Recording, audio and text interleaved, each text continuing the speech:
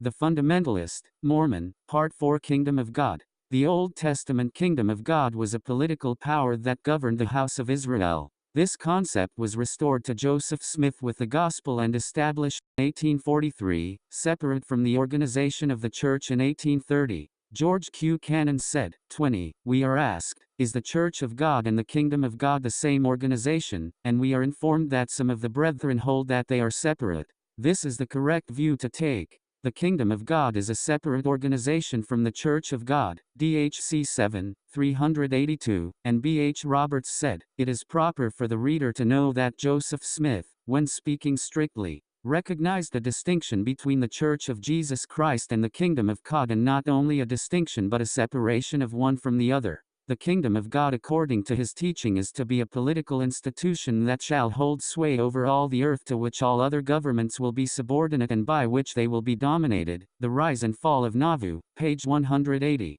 In more recent time, the Church and the Kingdom have been interpreted as being identical organizations. James E. Talmage said, the Kingdom of God is the Church established by divine authority upon the earth. This institution asserts no claim to temporal rule over nations. Jesus the Christ, page 788. Klaus J. Hansen noted that polygamy died with a bang, the political kingdom of God with a whimper. Quest for Empire, PII. The excuse is often given that these changes have been made in the name of progress and to increase in church membership. And, true, certain policy and procedure adjustments are definitely necessary when an organization grows from 6 to over 6 million members. Fundamentalists ask, do progress and growth justify the altering and discontinuing of eternal and everlasting principles? 21. The fundamentalist people in 1935, Short Creek, Arizona, was a very small community resting on the Utah-Arizona border. Before this time, few people had ever heard of it, but soon it was to receive international fame. Members of this little branch of the LDS Church were given a test oath to sign, requiring them to denounce the practice and advocacy of plural marriage and without any mental reservation whatsoever, support the presidency of the Church. Truth 1, 121. 938. This mental coercion didn't set well with 21 members who decided not to sign it, and this resulted in a mass excommunication. Shortly after that, the law took up where the church left off and several people were sent to jail. This was the beginning of the imprisonment for many polygamists in the 20th century, and others soon followed in their wake. In 1944 a raid was made on Short Creek with 46 arrests. On July 26, 1953, Arizona Governor Pyle inaugurated the largest raid ever against polygamists, including over 200 state and federal officers trying to administer justice to this little town. At this time, they tried to separate 86 mothers from their 263 children who were put in foster homes. The Church News editorialized the event, saying that Utah and Arizona owe a debt of gratitude to Arizona's Governor Howard Pyle, and we hope the unfortunate activities at Short Creek will be cleaned up once and for all. The News, July 27, 1953. Several fundamentalists in the Salt Lake area had already been arrested and served time in prison for living plural marriage. 15 fundamentalist leaders were arrested in 1945 with a sentence of an indeterminate period not to exceed 5 years. Friction for the fundamentalists occurred in 1951, when Joseph Musser ordained Reuel Allred as a new member of the priesthood council. Other members of the 22 existing council, however, refused to recognize this ordination, and this was the beginning of a division into two main groups of fundamentalists. Later, Owen Allred and others were called to a new council. And as time went on, other groups have been formed, fulfilling a prophecy by John Woolley many years before that a generation yet unborn, along with some of the men who are living here now, are going to establish groups. That they would contend among each other, that they would divide, that they would subdivide, and they would be in great contention. Reminiscences of John and Lauren Woolley, by Rhea Coons, Volume 1, page 5. Dissension also occurred when Joseph Musser, after his release from prison, tried unsuccessfully to again manage the publication of the Truth magazine, which had been taken over by his son, Guy Musser, during his absence.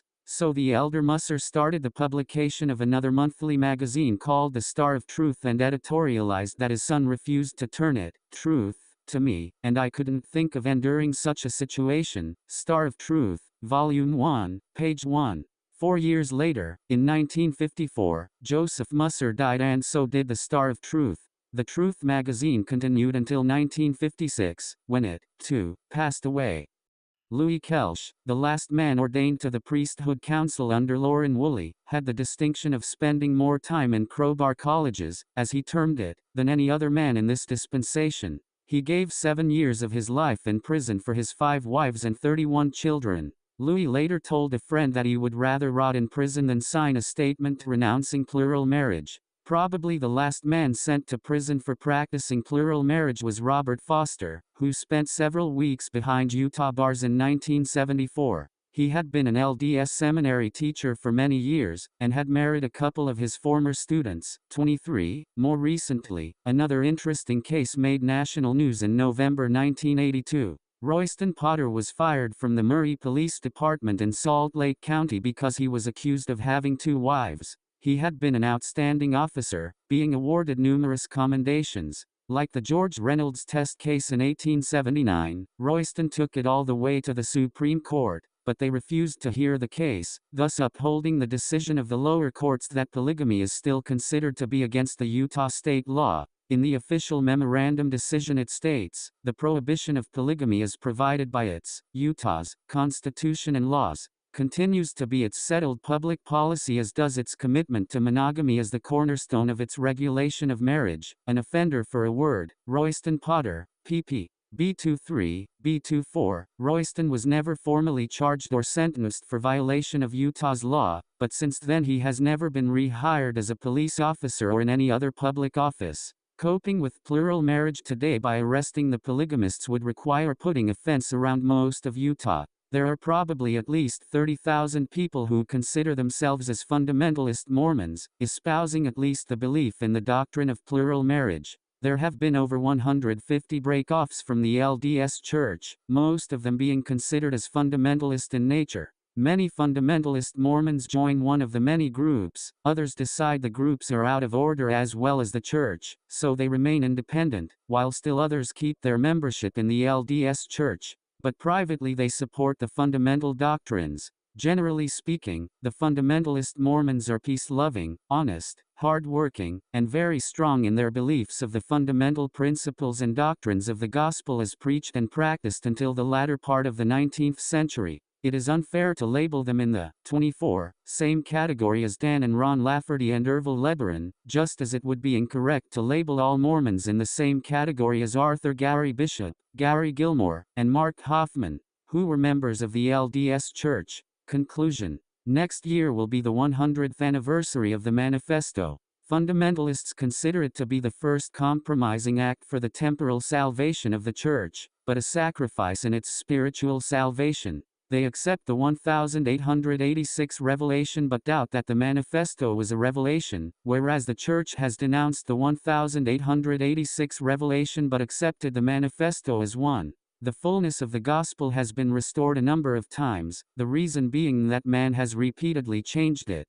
Paul, the apostle, said, "Though we, or an angel from heaven, preach any other gospel unto you than that which we have preached unto you, let him be accursed." Gal 1, 8. But in less than 100 years, they did. Joseph Smith repeated this same advice in our dispensation: "If any man preach any other gospel than that which I have preached, he shall be cursed, and some of you who now hear me shall see it." DHC 6, 365. The present LDS Church leaders say we will make no mistake if we follow them, regardless of these contradictions. The fundamentalists say that if the present leaders would have followed their former leaders, we wouldn't have these problems today. From a study of the history of this confusing issue, it is evident that the bad guys have not always told lies, nor did the good guys always tell the truth.